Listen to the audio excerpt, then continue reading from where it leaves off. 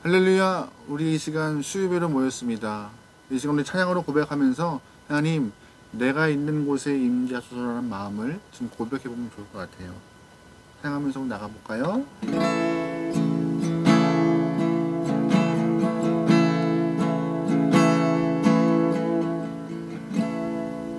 하늘의 문을 여소서, 이곳을 주목하소서. 주를 향한 노래가 꺼지지 않으니 하늘을 열고 보소서. 이곳에 임재하소서, 이곳에 임재하소서. 주님을 기다립니다.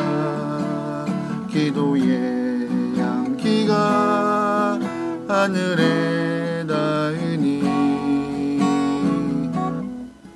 주여 임재하여 주소서.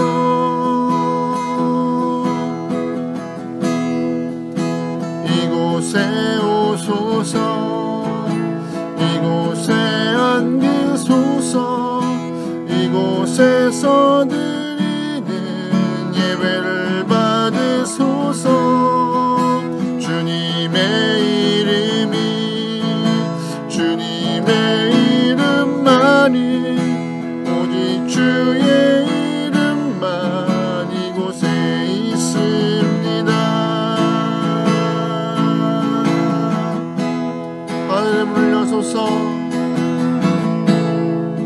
하늘의 문을 여소서. 이곳을 주목하소서. 주를 향한 노래가 꺼지지 않으니 하늘을 열고 보소서. 이곳에 임재하소서. 주님을 기다립니다. 기도의 향기가 하늘에 닿으니 주여 임재하여 주소서. 이곳에 오소서, 이곳에 앉으소서. 이곳에서 드리는 예배를 받으소서. 주님의 이름이, 주님의 이름만이, 오직 주의 이름만 이곳에 있습니다. 이곳에 오소서, 이곳에 앉으소서. 이곳에서 드리는 예배를 받으소서. 주님의 이름이, 주님의 이름만이, 오직 주의 이름만 이곳에 있습니다.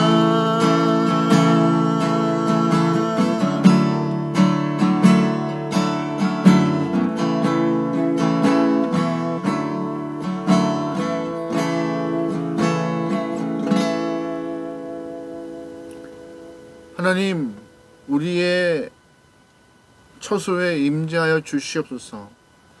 각자의 자리에서 예배를 드리지만 그 예배 장소에 임재하셔서 그곳이 예배당이며 그곳이 성전되어 주님께 신실한 예배를 드릴 수 있도록 우리 모든 성도들의 삶에서 있는 자리에 임재하여 그들을 다스리고 통치하여 주시옵소서. 이 시간 저희가 예배로 모였습니다. 작은 모니터에 우리 시선을 고정하여서 예배하는 것이 참 쉽지 않지만 그럼에도 하나님 끝까지 집중하여서 예배를 드리며 말씀을 통하여서, 기도를 통하여서, 찬양을 통하여서 우리의 믿음이 고백될 수 있는 아름다운 시간들에 인도하여 주옵소서. 처음을 맡깁니다. 끝나는 순간까지 역사하지 믿사오며 예수님의 이름으로 기도합니다. 아멘. 우리 시간 찬양 하나 더 하죠. 찬양할 때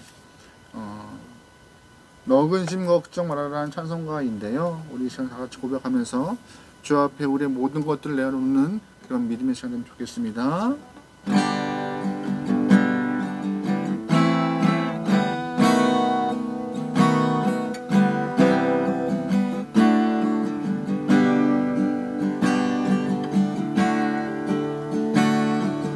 너 근심 걱정 말아라 주 너를 지키리 주 날개 밑에 거하라 주 너를 지키리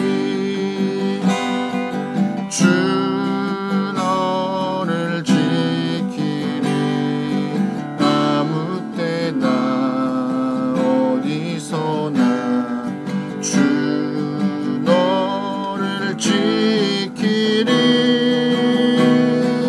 늘 지켜주시리 어려워 낙심될 때에 주 너를 지키리 위험한 일을 당할 때 주 너를 지키리 3절입니다. 너 쓸 것 미리 아시고 주 너를 지키리 구하는 것을 주시며 구하는 것을 주시며 주 너를 지키리 아멘 주 너를 지키리 아무 때나 어디서나 주 너를 지키리 늘 지켜주시리 어려운 시험 당해도 주 너를 지키리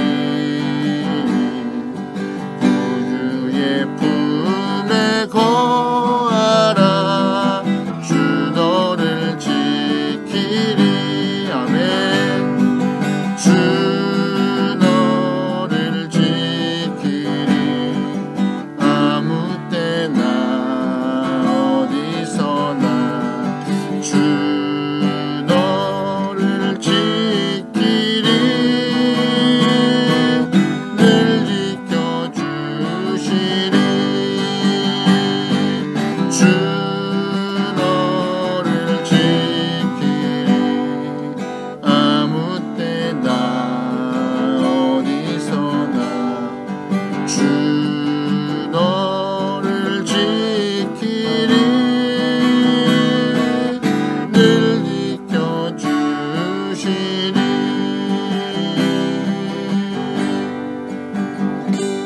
아멘. 말씀 보시겠습니다. 말씀은 역대상 27장이고요. 27장 1절부터 15절까지 말씀 보겠습니다. 역대상 27장 1절부터 15절 제가 갖고 있는 성경으로는 구약 650페이지에 있는 역대상 27장 1절부터 15절까지 말씀 보겠습니다. 찾으신 줄 알고 다 같이 합독하겠습니다. 같이 읽어요. 시작. 이스라엘의 자손의 모든 가문의 우두머리와 천부장과 백부장과 왕을 섬기는 관원들이 그들의 숫자대로 반이 나누니 각 반열이 24,000명씩 1년 동안 달마다 들어가며 나왔으니 첫째 달 반의 반장은 삽디엘의 아들 야소보암이요 그의 반에 24,000명이라. 그는 베레스의 자손으로서 첫째 달 반의 모든 지휘관의 우두머리가 되었고 둘째 달 반의 반장은 아오아 사람 도데요 또 미글르시 그의 반의 주장이 되었으니 그의 반에 24,000명이요 셋째 달 군대의 셋째 지휘관은 대제사장 여호야다의 아들 분하야요 그의 반에 24,000명이라. 이 분하야는 30명 중에 용사요 30명 위에 있으며 그의 반 중에 그의 아들 암미사밧이 있으며 넷째 딸 넷째 지휘관은 요압의 아우 아사헬이요 그 다음은 그의 아들 스바디아이니 그의 반에 24,000명이요. 다섯째 달 다섯째 지휘관은 이스라 사람 삼훗이니 그의 반에 24,000명이요. 여섯째 달 여섯째 지휘관은 드구와 사람 이케스의 아들 이라이니 그의 반에 24,000명이요. 일곱째 달 일곱째 지휘관은 에브라임 자손에 속한 발론 사람 헬레스이니 그의 반에 24,000명이요. 여덟째 달 여덟째 지휘관은 세라 족속 후사 사람 십부게이니 그의 반에 24,000명이요. 아홉째 달 아홉째 지휘관은 베냐민 자손 아나도 사람 아비에셀이니 그의 반에 24,000명이요. 열째 달 열째 지휘관은 세라 족속 느도바 사람 마하레이니 그의 반에 24,000명이요. 열한째 달 열한째 지휘관은 에브라임 자손에 속한 비라돈 사람 분하야이니 그의 반에 24,000명이요. 열두째 달 열두째 지휘관은 온니엘 자손에 속한 느보다 사람 헬데이니 그 반에 24,000명이었더라. 아멘. 방금 읽은 역대상 27장 말씀을 통하여서 12반차의 군대 조직이라는 제목으로 말씀을 나누도록 하겠습니다. 국방에 대한 이야기는 참 중요한 이야기인데요. 나라가 안정되게 발전하기 위해서 국방은 굉장히 중요한 부분입니다. 특히 우리나라와 같이 좀 특수한 상황이 놓여 있다면요. 군대라는 조직은 굉장히 중요한 위치에 있으며 매년마다 많은 금액을 통화해서 국방비에 투여되고 있으며 새로운 무기나 군대를 운영하는데 그 비용들이 사용되고 있습니다. 필요한 부분이죠. 우리나라뿐만 아니라 세계 모든 나라가 각국의 평화와 또한 안정을 위하여서 군대에 일정량의 힘을 쏟고 있는 것은 사실입니다. 그런데 오늘 본문에서는요, 한 나라를 안정되게 이끌어가야 될 다윗 왕은 조금 독특한 모습의 군대를 편성하여서 나라를 좀 수비하고 방어하고 있습니다. 솔직히 말해서 이렇게 해도 될까? 라는 의문이 들 만큼 지금 독특한 군대 조직을 좀 갖고 있었는데요. 그래서 오늘 역대상 27장을 통하여서 다윗이 어떻게 군대를 조직하였고 어떤 마음으로 운영했는지 살펴보며 신앙에는 우리가 이 군대 조직을 통하여서 어떠한 마음을 가지고 이 땅에서 살아가야 되는지 살펴볼 수 있는 귀한 시간 되면 좋겠습니다. 반복적으로 말씀드리지만 다윗은 자신의 말년에 모든 힘을 성전에 쏟고 있었습니다.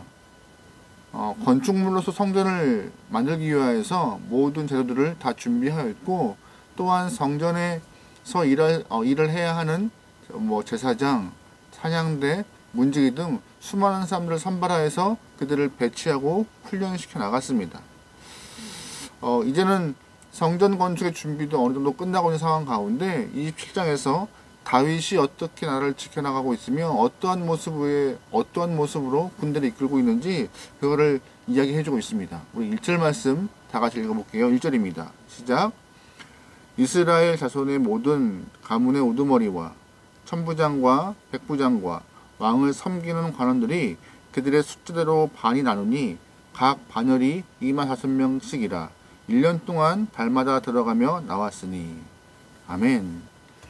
하나님의 성전을 준비하면서 동시에 다윗은 나라가 안정되고 평안해야지만이 성전이 아름답게 완공될 거라고 생각을 했습니다. 그래서 다윗은 군대 조직을 편성하고 나라를 이끌어 갔습니다. 다윗 이전부터 이스라엘 땅에는요, 주변 이방 민족들이 침략도 많았고 전쟁도 반복되게 많았던 그런 상황이었죠. 물론 다윗 때 전쟁이 다윗 때도 전쟁이 많았기 때문에 당시 많은 사람들이 전쟁터에 시선이 뺏겨 있거나 마음이 쏠려 있었다고 하는 것은 과언이 아닙니다. 다윗은 솔로몬에게 정권을 이양한 다음에 성전 건축을 아름답게 마무리하기 위해서 이러한 내적으로 발생할 수 있는 이런 상황들이 다 안정되어야지만이 이 성전 건축이 아름답게 마무리될 거라고 생각을 했습니다. 그래서 본문에서는 나라를 지키는 군 지휘관들과 천부장, 백부장들을 세우는 그런 모습이 좀 나오고 있죠. 일반적으로 나라가 주변국의 영향을 받지 않고 평안하기 위해서는요, 강한 군대가 필요합니다. 뭐 이건 누구도 부인할 수 없는 문제이긴 하죠. 그래서 국방에 대하여서 많은 지원과 또한 투자를 아끼지 않는 것이 일반적인 형태이죠. 여러 나라의 왕들처럼 이렇게 나라를 안정되게 꾸리기 위해서 많은 물적, 인적 자원을 쓰는 것은 뭐 특별하게 보이지 않는 그냥 일반적인 행태인 것 같습니다. 그런데 특별히 성전 건축을 위하여서 안정된 나라, 평화의 나라를 꿈꾸는 다윗이라면 무엇보다 강한 군대를 통하여서 나라를 좀 수비하고 안정되게 끌어가야 되지만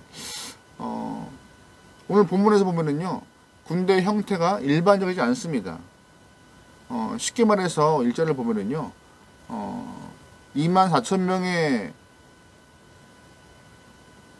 군인들을 한 조로 편성하여서 12반차로 만들었던 것입니다. 그래서 자신들이 담당하는 그런 계월에 들어가서 그 맡은 일자만 수비를 담당하고 다시 삶으로 복귀하는 그런 시스템이죠. 쉽게 말해서 12개월 중에 한 달만 본인이 담당하는 그런 개월수에 들어가서 한 달만 공복무하고 나머지 11개월은 그냥 생업에서 있게 되는 것입니다. 당시 이스라엘 상황은요, 이방 민족들에 둘러싸여 있었기 때문에 언제 어디서 어떻게 침략이 있을지 모르는 상황이었고, 또한 항상 긴장될 수밖에 없는 나라의 그런 모습이었기 때문에 이렇게 적은 규모의 상비군을 갖고 백성들이 이렇게 나라를 지키는 과정이 있다면은 아마 불안감을 충분히 느낄 수 있는 그런 상황이었을 것입니다. 다윗은 분명히 군인 출신이었고 누구보다 전쟁과 그 전쟁의 위험성을 잘 알고 있던 인물이었습니다. 그럼에도 일절을 통하여 우리가 알 수 있는 것은 소규모의 사람을 통하여서 나라를 지키고 또한 그들이 계속 나라를 지키는 것이 아니라 한 달마다 자꾸 인물이 한 달마다 담당하는 사람들이 바뀌어서 조금 불안해 보일 수도 있는 그런 불안정한 군 형태의 모습을 조직한 것입니다. 게다가 다윗은요, 사무엘하 8장을 보면은 이방 민족과의 전쟁을 통하여서 승리에 얻은 전리품 중에 말의 힘줄을 다 끊어버려서 과도하게 군사력이 증가되는 것을 막았던 인물이기도 하죠. 좀 독특한 마음인 것 같아요. 다윗의 모습은 좀 일반적이지 않아요. 그렇다면 다윗이 이렇게 무방비한 것처럼 보이는 이 군 조직을 만든 이유가 무엇일까요? 더 많은 군대, 더 많은 군의 무기, 더 많은 그런 자원들을 투입하여서 나라의 안정과 평화를 이끌어간다면 상식적으로 이해는 가지만 오늘과 같이 반대적으로 더 적은 군인을 갖고 그것도 한 달에 한 번씩 담당하는 일자만 들어가서 자신의 군 복무만 하고 오면 되는 그런 상황에 조직을 만든 이유가 뭘까요? 괜한 객기를 부리는 걸까요? 아니면 상황 판단이 흐려진 그런 노병의 모습을 보이는 걸까요? 다 아닙니다. 다윗은요, 이렇게 무모하리만큼 군 조직을 편성한 이유가 이스라엘의 평안과 평강이 사람의 힘과 무기에 따라서 이렇게 갈리는 것이 아니라 하나님의 보호하심을 통하여서 이스라엘은 평안할 수 있다라고 굳게 믿었기 때문입니다. 실제로 우리는 성경을 통하여서 다윗이 왕으로 통치했던 이스라엘이 주변 이방 민족들과의 전쟁에서 승리하여 강한 나라가 되었다는 것을 잘 알고 있습니다. 그런데 본문을 통하여서 우리가 알 수 있는 사실은 실질적으로 이렇게 적은 규모의 군대를 두었음에도 외부의 침략이 없이 안전하고 강한 나라가 되었다는 사실은 분명 다윗이 갖고 있던 전략적인 작전, 아니면 백성들의 전투력, 아니면 다른 나라 갖고 있지 않은 화려한 무기, 이런 것들로만 그런 강한 나라가 되었다고 말할 수 있는 것은 아닙니다. 다른 무언가가 있다는 것인데 그 다른 무엇이냐 하면 바로 다윗은 하나님의 보호하심이라고 믿었고 그 보호하심 때문에 이스라엘은 독특한 군 조직 편성을 갖고 있었지만 또한 작은 군인으로 인하여서 나라를 지켰지만 그 작은 나라가 오히려 작은 군인에 편성된 군대가 오히려 하나님의 힘입어서 그 나라를 이스라엘을 지키고 있었다는 것입니다. 다윗은요 어릴 적 아버지의 심부름으로 전장에 있는 형들을 만나러 갔을 때가 있었습니다. 우연히 그래서 골리앗과 이렇게 말도 안 되는 전쟁을 치른 당사자가 다윗이었죠.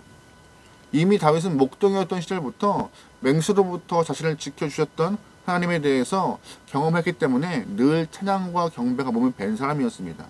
그래서 다윗은 골리앗과의 전쟁 가운데도 겁먹지 않고 전쟁은 칼과 창의 문제가 아니라 만군의 여호와로 인한 것이라는 것을 믿고 고백하여 전쟁에서 승리합니다. 그 후 다윗은 수많은 전투에서 자신을 지키시고 보호하시는 하나님의 손길을 경험하였기 때문에 오늘 본문에서 이 강한 믿음이 군 조직의 독특함으로 표현되고 있던 것입니다. 그래서 다윗은 자신의 경험과 자신의 믿음을 바탕으로 나라를 안정되게 끌어갈 수 있는 것은 하나님이라고 믿었기 때문에 모든 힘을 주님께 의탁하여서 나라를 이끌어가고 있는 다윗의 모습을 우리는 본문에서 알 수 있습니다.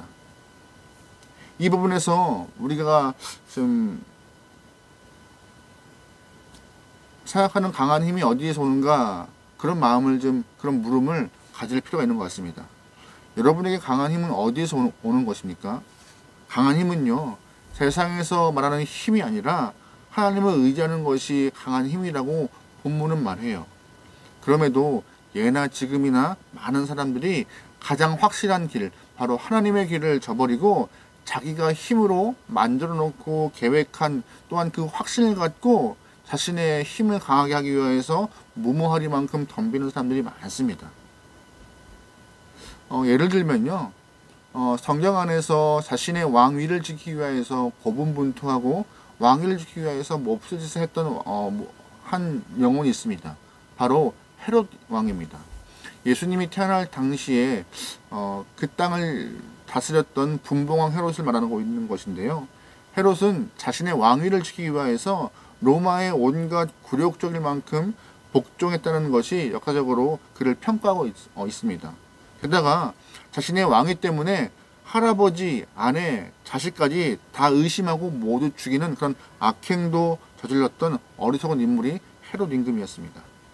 뿐만 아니라 메시아가 탄생했다는 말을 듣고 겁에 질려서 이스라엘 안에 있는 갓난아이를 다 잡아 죽이는 아주 사륙하는 만행을 저지른 사람이 헤롯이었죠. 자신이 생각하는 왕위를 지키기 위해서 그것이 참 힘이라는 것을 믿었기 때문에 그는 일반적으로 생각하지 못할 만행과 또한 굴욕적인 모습으로 자신의 삶을 마무리하고 있습니다. 결국 헤롯은 항상 불안한 삶을 살다가 마지막에 악질이라는 병에 걸려서 고통스럽게 죽었다고 말하고 있는데요.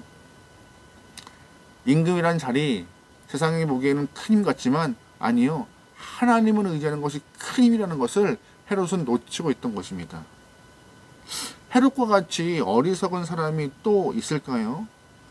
지금도 저는 개인적으로 본다면 어리석은 이 헤롯과의 모습을 어렵지 않게 볼 수 있는 것 같습니다.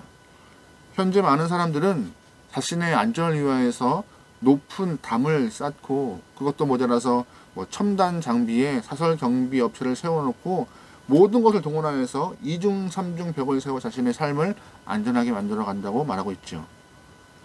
또한 많은 국가들은 안보 딜레마에 빠져서 매년마다 상대국보다 많은 무기, 더 좋은 첨단 장비, 또한 군인들을 확보하기 위해 엄청난 돈을 쏟아붓고 있으며 군비 경쟁을 통하여서 자신의 힘들을 키워간다고 말하고 있죠.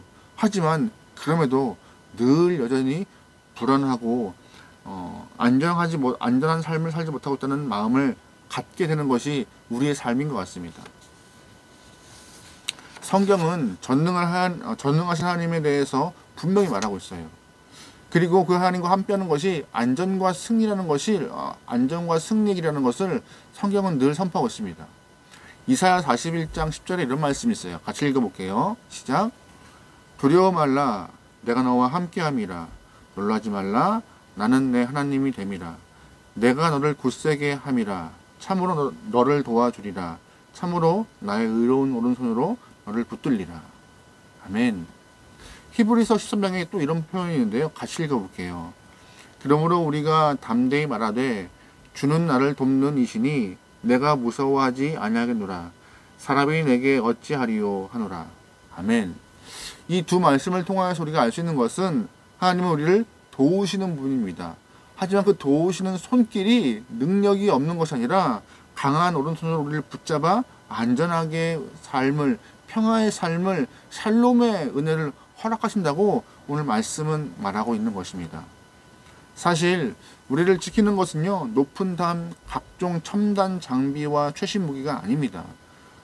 진정 우리를 지키는 것은, 안전한 길로 인도하시는 것은 하나님의 보호하시는 것을 여러분 분명히 깨닫게 소망합니다. 그래서 언제나 눈동자와 같이 지키시는 하나님의 보호와 손길에서 여러분의 삶이 편안하길 소망합니다. 다윗은요, 오늘 본문에서 터무니없는 것과 같은 그런 군대 조직을 만들어서 이끌었지만 아니요, 그 조직은 딱 하나였어요. 하나님이 지키시는 게 온전한 힘이다. 하나님이 지키시는 것이 큰 힘이다라고 믿고 있던 다윗이 그 믿음을 실현하기 위하여서 군대 조직을 편성하였고, 그 군대를 통하여서 다윗의 이스라엘은 강한 나라가 되어가고 있음을 오늘 본문은 우리에게 언급하고 있는 것이죠. 그렇다면 우리의 참 힘은요, 우리가 얼마나 하나님을 신뢰하는가, 하나님을 믿는가, 보호자로서의 하나님을 우리가 얼마나 기대고 있는가, 여기에 따라서 우리의 힘이 갈리고 있다는 것을 여러분 인지하시길 소망합니다. 오늘 1절 말씀 보면서 이 본문을 어떻게 적용해야 될까 많이 고민했어요. 하지만 이 본문을 통하여서 우리가 적용점을 좀 얻은 결론은 무엇이냐? 바로 나라를 지키는 일에는 군인만이 있는 것이 아니라는 저는 결론을 얻게 되었습니다. 무슨 말이냐? 우리는 삶에서 군복을 입지 않은 그런 군인들이지만 하나님은 성도에게, 모든 성도들에게 기도라는 강력한 무기를 주셨다는 것을 꼭 기억하십시오. 그 기도를 통하여서 우리를 영적 군사로 세우셨고, 그 기도를 통하여서 영적인 전쟁에서 승리하기를 원하시는 것이 하나님의 마음이었습니다. 그런데 우리는 그 기도의 무기를 우리의 어려운 삶, 괴로운 문제를 해결하는데 아주 거의 100을 다 쓰고 있는 것이죠. 그게 잘못이라는 말은 아닙니다. 하지만 우리가 열의 하나를 하나님께 드린 것과 같이 오늘 본문에서 12의 1을 통하여서 전체를 관리하고 수비하고 또한 나라의 국방을 담당했던 그 모습을 기억하며, 우리 또한 열의 하나 정도는 나라와 민족을 위하여서, 세계를 위하여서, 하나님이 창조하신 이 땅을 위하여서 기도하는 것이 온당하지 않는가, 그 모습이 바로 하나님이 세우신 영적 군세의 모습이 아닌가라고 한번 생각해 보았습니다. 여러분, 그러기에 함께 나라와 민족을 위하여서 기도할 수 있게 소망합니다. 나의 삶과 어려움을 위해 기도하는 것 필요하죠. 우리의 가족과 아이들을 위해 기도하는 것 필요합니다. 하지만 한 걸음 더 나가서 하나님이 허락하신 이 땅을 위하여서, 이 나라와 이 민족을 위하여서, 전 세계 문제를 위하여서 우리의 10분의 1만큼만 기도해도 하나님은 그 기도를 통하여서 응답하실 거라 믿습니다. 그러기에 우리도 영적 군사로의 모습을 갖고 기도에 힘쓰는 영혼들에게 소망합니다. 아멘. 이 본문 1절을 통하여서 우리가 한 번 더 생각해 볼 문제가 있습니다. 무엇이냐? 그것은요, 교회 생활과 그런 신앙생활과 생업을 위한 사회생활의 균형과 조화의 문제를 한번 생각해 볼 필요가 있습니다. 본문을 보면은요, 다윗은 국가 방해를 위하여서 각 반차당 24,000명의 사람들로 구성된 그런 군대, 즉 12반차로 짜여진 군대를 만들어 놓고 한 달씩 국방을 책임지겠습니다. 이렇게 군대를 편성한 이유는요, 백성들의 생업에 최대한 지장을 주지 않으려는 다윗의 마음이 있었던 것이고, 또한 나라를 효과적으로 지켜내어서 안전하게 끌어가려는 그런 군대를 위하여서 다윗이 좀 고민하고 믿음의 표현이 되었던 그런 조직이라고 저는 말씀드렸습니다.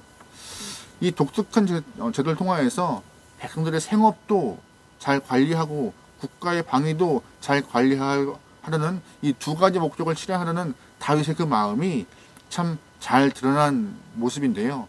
이 모습을 통하여서 다윗은 아주 강한 이스라엘을 만들어내고 있는 것입니다. 탁월한 그런 정치적인 균형 감각을 좀 볼 수 있는 것이고, 다윗이 왜 위대한 통치자가 되었는가 하는 것을 엿볼 수 있는 그런 좋은 기회가 되기도 합니다. 그런 관점에서 우리가 얼마나 이 땅에서의 삶에 균형이 잡힌 신앙생활을 하고 있는가 한번 반성해보고 돌아보면 좋을 것 같습니다. 한국 교회를 보면은요, 많은 성도들이 신앙생활의 균형을 놓칠 때가 많습니다. 오히려 이러한 문제는 많은 목회자가 그렇게 부추기는 것 같아요. 어떠한 목회자들 가운데 생업과 신앙생활의 균형 감각을 상실하신 분들이 많이 있는 것 같은데요. 간혹 성도들의 생업에 지장을 줄 만큼 교회 생활을 강조하고 교회에 많은 프로그램을 이렇게 만들어서 자꾸 그들의 삶을 좀 흐트러 놓는 분들이 계신 것 같아요. 그것이 마치 교회 중심의 삶이고 모범적인 신앙인 양 왜곡하시는 목사님들이 계십니다. 이런 분들은 성도의 신앙과 교회의 부흥이라는 그런 명분 아래 끊임없이 집회를 만들고 끊임없이 프로그램을 만들어서 계속 교회에 모이도록 강요하고 있는 것이죠. 때문에 자연스럽게 성도들은 삶에서 생업에 지장을 받게 되는 것이고 힘들어하는 사회생활의 모습을 좀 보게 됩니다. 하지만 그 모습과는 또 별도로 그런 목회자님들은요, 많은 성도가 사회에서 성공하고 많은 헌금을 또 하길 바래요. 이율배반적인 모습을 보이는 것 같습니다. 교회에 계속 만들어 놓은 프로그램과 행사를 통하여서 생업에 지장을 주며 생업에서 성공하길 바라는 그런 목회자들. 네. 그러나 성경에서는요, 그렇게 말하고 있지는 않습니다. 물론 마지막 때가 가까울수록 모이기를 힘쓰라고 성경은 분명히 말해요. 이거에 대해서 뭐 이의를 제기할 수 있는 사람은 아무도 없습니다. 하지만 여기에도 일정한 기준과 절제가 필요하다는 것을 여러분 꼭 기억하셔야 합니다. 왜냐하면 아직 우리가 성도로서 육체를 입고 이 땅에 살아가고 있는 존재이기 때문에 생업에 신경을 쓰지 않을 수가 없는 것이죠. 만약에 하나님께서 이 땅의 삶이 아니라 하늘에 대한 이야기, 천국에 대한 소망이 더 크게 원하시다면 저희를 다 그냥 한 번에 데려갔을 것입니다. 하지만 하나님 믿는 사람이 이 땅에서 하나님의 군사로서 어떻게 살아내며 어떻게 믿음을 갖고 삶을 이겨내는 것인가, 또한 평화와 또한 평안을 위하여서 어떻게 살아내고 있는 것인가 하는 것을 일반 사람들에게 보여주고 하나님의 길이 옳다는 것을 그들에게 증명하고 싶어 하십니다. 그래서 우리에게 이 삶에서 신앙생활과 일반 생업에 대해서 균형 있는 모습으로 그 믿음과 삶의 모습을 표현해내기를, 또한 올바른 신앙의 군사로서 그 삶을 구현하는 것을 원하고 계시는 것입니다. 에스겔 46장 18절에 이런 말씀이 있어요. 군주는 백성의 기업을 빼앗아 그 산업에서 추천하지 못할지니 군주가 자기 아들에게 기업으로 줄 것은 자기 산업으로만 할 것임이라. 백성이 각각 그 산업을 떠나 흩어지지 않게 할 것이라. 에스겔 46장 말씀은요, 왕이 백성들의 산업에서 떠나지 않도록, 소홀하지 않도록 그들을 지키라는 말씀이에요. 원래 이 말씀은 일차적으로 왕이 자신의 권력을 통하여서 백성들의 생업을 뺏지 말라는 의미이지만, 그 이면에 항상 백성의 생업을 존중해야 되는 것, 백성의 생업을 존중하는 것이 왕의 모습이라고, 그런 의미를 내포하고 있는 것이 오늘 본문에 오늘 방금 읽었던 에스겔 말씀입니다. 왕도 분명히 말해요. 성경은 왕도 백성의 생업을 존중하여서 그 생업을 뺏지 말라고요. 누가복음 3장 보면은요, 세례 요한이 다가올 천국에 선포하고 회개에 대해서 합당한 열매를 맺으라고 설교를 합니다. 그때 많은 사람들이 나와서 어떻게 사는 것이 바른 모습인가 라고 물어요. 그때 세례 요한은 다들 한 곳에 모여서 기도하고 마지막 때를 준비하라고 말하지 않습니다. 각자의 삶에서 정직히 행하며 믿음으로 행하여 아름답게 합당한 열매를 맺는 것이 하나님의 마지막 때를 준비하는 성도의 모습이라고 언급하고 있습니다. 항상 삶에서 믿음을 지키며 아름다운 열매를 맺는 것이 올바른 신앙의 모습이고 조화를 갖춘 모습이라고, 바로 그것이 성경에서 말하는 우리의 삶의 모습이라는 것을 여러분 꼭 기억하셔야 합니다. 마지막 때가 다가오고 천국이 가까웠다고 해서 생업을 다 버리고 한 곳에 모이는 일 결코 안 되는 일입니다. 따라서 우리는 이러한 말씀을 통하여서 땅의 시민으로서 아름다운 믿음을 갖고 살아가는 것도 중요하고, 또한 하나님의 부여받은 천국 백성과 영적 군이라는 사실 또한 동시에 기억하며 살아가야 할 것입니다. 그러므로 오늘 우리는 구원과 영생을 위한 신앙생활에서 가장 중요한 것, 어떤 것인지 분명히 알아야 할 것입니다. 구원을 위하여서 믿음 중요하죠. 천국 중요합니다. 또한 그와 같이 이 땅에서 허락하신 하나님의 시간들, 그 시간을 통하여서 허비하는 것이 아니라 충실한 생업을 통하여서 하나님이 허락하신 귀중한 시간에 알맞은 열매를 통하여서 영광 돌릴 수 있는 그런 조화로운 균형의 삶을 이끌어가는 것, 그 모습을 꼭 기억하셔야 합니다. 다윗은 오늘 본문에서 성도들의 생업과 나라의 안정을 위하여서 이 독특한 군 조직을 만들어서 운영해 나갑니다. 그런데 그 조직과 그 운영이 맞는 것 같아요. 그래서 하나님은 이스라엘을 강한 나라로 다시금 만들어 놓으셨던 것이죠. 여러분, 그러기에 여러분 삶이 신앙과 생업으로 인하여서 조화롭고 균형 있는 삶이 되길 소망합니다. 그렇다면 우리의 신앙과 삶이 어떻게 조화롭게 될까요? 그 힌트가 1절에 있어요. 다시 한번 말씀을 드리지만 1절의 말씀을 통해 우리가 얻을 수 있는 것은 다윗이 국방을 위하여서 이스라엘 군대를 12반차로 나누었고, 그 12반차가 한 개월씩 담당하여서 돌아가며 이렇게 군을 운영하였다는 말을 드렸습니다. 이 제도를 조금 더 어려운 말로 표현하면요, 병농일치제라고 말해요. 무슨 말이냐? 전문적인 군인이 따로 있는 것이 아니라, 농사만 짓는 전문적인 농부가 있는 것이 아니라, 농사 짓는 사람이 곧 군인이고, 군인이 곧 농사를 짓는 생업에 종사하는 사람이라는 뜻이죠. 모두가 군인이고 모두가 생업에 이렇게 참여하는 그런 사람들. 따라서 이스라엘 백성들은요, 병역 복무 기간에도 병역 복무 기간이 아님에도 불구하고 생업에 종사하면서 본인이 군인 신분이라는 것을 잊지 않는, 그래서 항상 언제나 또한 필요할 때마다 군사 훈련을 받아야 하는 그런 상황에 놓여 있는 것이고, 그 일을 게을리하지 않았다는 것을 오늘 본문을 통해서 우리가 알 수 있는 사실입니다. 항상 잊지 않아요. 나는 군사이다. 생업을 하면서도 나는 군사이기 때문에 일정한 시간에 필요한 훈련을 통하여서 나의 군사력을 잘 준비하고 체력을 관리한다는 사실을 잊지 않았기 때문에 이스라엘은 강한 나라가 되었습니다. 그렇다면 오늘 우리의 모습은 어떠해야 할까요? 오늘 본문에서 힌트를 얻을 수 있는데요. 하나님은 우리를 향하여서 영적 군사로서 불렀다는 사실을 꼭 기억한다는 것이, 꼭 그 모습을 잊지 않고 살아가는 것이 우리를 이 땅에서 강한 믿음의 용사로 살아갈 수 있는 기본적인 기반이라는 것을 여러분 꼭 기억하셔야 합니다. 말씀 볼까요? 에베소서 6장 말씀입니다. 같이 읽어요. 시작. 마귀의 관계를 능히 대적하기 위하여 하나님의 전신갑주를 입으라. 우리의 싸움은 혈과 육을 상대하는 것이 아니요 통치자들과 권세자들과 이 어둠의 세상 주관자들과 하늘에 있는 악의 영들을 상대함이라. 그러므로 하나님의 전신갑주를 취하라. 이는 악한 날에 너희가 능히 대적하고 모든 일을 행한 후에 서기 위함이라. 아멘.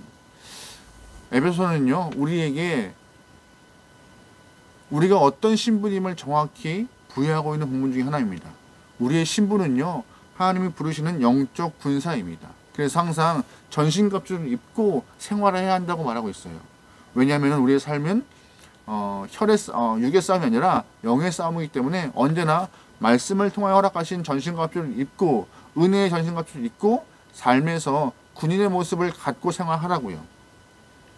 오늘의 모든 백성들은 오늘 본문에 있는 것 같이 군사라는 사실을 꼭 기억하면서 살아가야 할 것입니다. 내가 하나님의 군사이기 때문에 내가 마음 먹고 일상에서 내 영적인 실력을 위하여서 영적인 능력을 위하여서 항상 애써야 할 것이며, 그것들이 또한 나의 일상에서 돌발적으로 발생하는 일들을 잘 이겨낼 수 있는 무기가 되기를 소망하고 있는 것이 오늘 말씀의 뜻입니다. 그렇다고 생업을 무시하는 말이 아니잖아요. 이 조화로운 힘을 유지하기 위해서 하나님은 우리에게 너희는 항상 영적 군사라라고 하는 그 말씀, 그 생각을 잊지 않게 하고 계신 것이에요. 하나님은 우리에게 군사로서 이 땅에서 영적 군사로서 살기를 원하고 계십니다. 하지만 이 부름받은 사실에 대해서 많은 성도들이 잊고 있어요.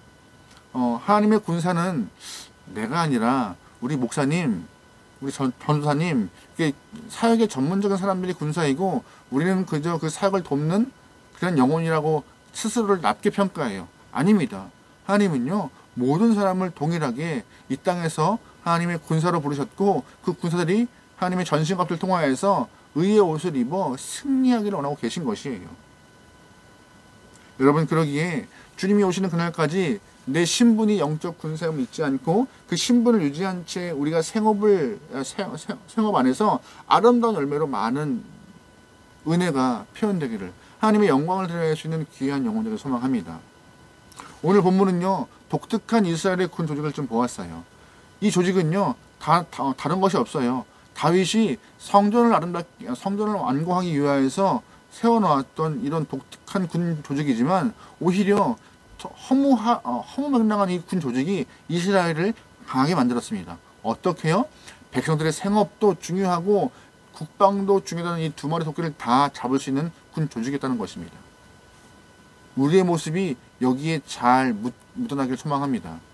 우리 또한 부름받은 군사로서 언제나 영적 전쟁에 놓여있다는 사실을 기억하며 평상시에 생업을 위해서 열심히 하지만, 또한 나를 잘 가꾸어서 믿음의 실력, 영적 실력을 향상시키기에 주저함 없이 게으르지 않는 그런 영혼이 되도록 저와 여러분이 항상 준비해야 할 것입니다. 그 모습을 통하여서 하나님은 우리에게 언제나 승리의, 안정의 샬롬을 허락하실 텐데요. 여러분, 그러기에 저와 여러분의 삶이 주의 돌보심과 보호하심과 은혜 가운데 다윗이 신뢰했던 하나님이 우리 하나님 되어서 우리의 삶이 아름답게 평안의 길을 걷기를 소망합니다. 할렐루야. 그 길 걸어갑시다. 아멘. 기도하시겠습니다. 하나님, 믿음으로 군을 편성하여서 자신의 나라와 백성들을 보호했던 다윗의 모습을 보았습니다. 하나님, 우리 또한 그 모습 기억하며 강한 팔로 이끄시는 하나님의 은혜를 경험하고 하나님의 보호하심을 체험하기 위해서 신실하고 진실되게 주를 향한 믿음으로 무장할 수 있는 성도가 되게 도와주옵소서. 이 땅에 살아가는 저희들, 이 땅의 기준에 맞춰서 이 땅의 것들을 의지하는 것이 참 힘이 아니라는 것을 알고 있습니다. 진리이시며 산성이시며 구원의 반석이신 하나님을 신뢰하는 것이 참 힘임을 알고 있사오니, 다른 것보다 믿음을 통하여서 나의 삶을 잘 무장할 수 있게 도와주시옵소서. 또한 하나님, 우리가 주어진 생업 가운데도 충실하고 성실한 모습을 통하여 아버지께 영광 돌리기 원합니다. 믿음 생활과 신앙 생활의 균형을 통하여서 이 땅에서 하나님 허락하신 믿음의 용사로서 잘 살아낼 수 있는 그런 성도가 되어서 하나님께 영광 돌리고 세상 앞에 당당한 주의 영혼으로서 살아갈 수 있는 힘을 허락하여 주시옵소서. 알고 있는 말씀이지만 이 믿음이, 마음이 흔들릴 때가 있습니다. 하나님, 그럴 때마다 우리를 붙잡으시고 끊임없이 주님 오시는 그날까지 우리의 본분과 우리의 직분을 잘 기억하며 주님의 영광을 위하여서 살아갈 수 있는 우리가 되기를 주님 인도하여 주시옵소서. 모든 걸 맡기오며 예수님의 이름으로 기도합니다. 아멘. 말씀을 기억하며 저희 같이 찬양 하나 하죠. 찬양할 때 아무것도 두려워하지 말라는 주의 음성을 기억하며 믿음으로 고백하는 귀한 시간이면 좋겠습니다.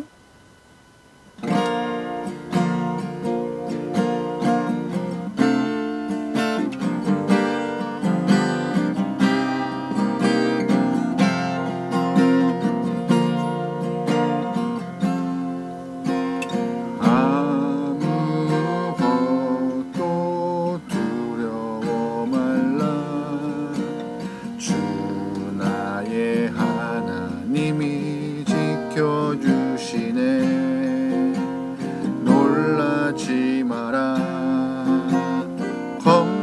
놀라지 마라. 주님 나를 지켜주시네. 아무것도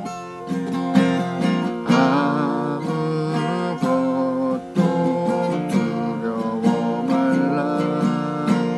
주 나의 하나님이 지켜주시네. 놀라지 마라. 겁내지 마라. 주님 나를 지켜주시네. 아멘. 내 맘이 힘에 겨워 지칠지라도 주님 나를 지켜주시네. 세상에 험한 풍파 몰아칠 때도 주님 나를 지켜주시네.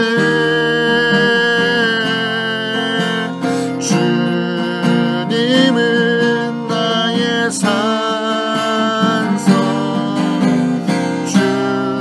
주님은 나의 요새, 주님은 나의 소망, 나의 힘이 되신 여호와. 내 맘이 힘에 겨워, 내 맘이 힘에 겨워 지칠지라도 주님 나를 지켜주시네. 세상에 험한 풍파 몰아칠 때도 주님 나를 지켜주시네.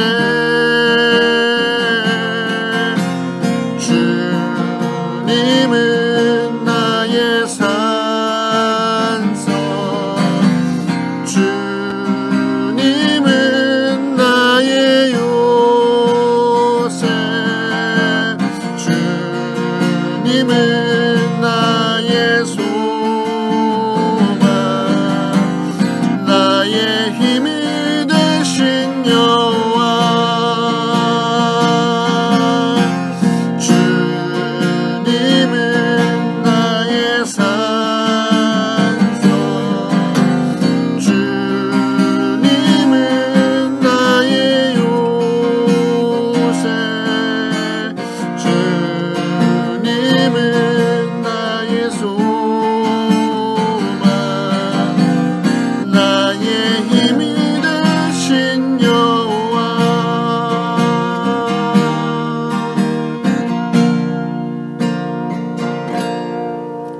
아멘. 나의 산성, 나의 요새, 나의 소망, 나의 힘이라는 이 찬양의 가사의 고백이 우리의 고백 되길 소망합니다. 삶에서 이런 고백이 끊이지 않게 소망해요. 근래 교회가 많이 어렵습니다. 여러분 그래서 여러분의 일상을 위해 기도하시겠지만 교회를 위하여서 계속 중보적 기도를 부탁드리고요. 오랜 시간 동안 이 온라인으로 예배 드리는 것이 쉽지 않아요. 믿음을 지키는 것이 참 어려운 것 같아요. 하지만 그럼에도 최소한의 이 모습을 통하여서 우리의 삶과 아름다운 믿음을 지키기는 방편이라 생각하고 있으니까요. 조금은 어색하고 조금은 부실해도 여러분 각자의 상황에서 이런 예배와 말씀을 통하여서 좀 우리의 믿음을 지키는 게 소망합니다. 또한 과정 가운데 성도를 위하여 중보적 기도 부탁을 드리고요. 또한 교회와 나라와 민족을 위하여서 항상 기도하며 믿음의 군사의 모습을 잘 감당하는 저와 여러분 되면 좋겠습니다. 여러분 또한 이렇게 주일날 영상으로 또 인사드리겠지만 그때까지 우리의 삶이 아름답게 열매를 맺길 소망합니다. 승리합시다. 할렐루야. 이 시간 다 같이 주기도문 암송하시면서 예배를 마치도록 하겠습니다. 하늘에 계신 우리 아버지, 아버지의 이름을 거룩하게 하시며 아버지의 나라가 오게 하시며 아버지의 뜻이 하늘에서와 같이 땅에서도 이루어지게 하소서. 오늘 우리에게 이런 양식을 주시고 우리가 우리에게 잘못한 사람을 용서하여 주는 것 같이 우리 죄를 용서해 주시고 우리를 시험에 빠지지 않게 하시고 악에서 하소서. 나라와 권능과 영광이 영원히 아버지의 것입니다. 아멘.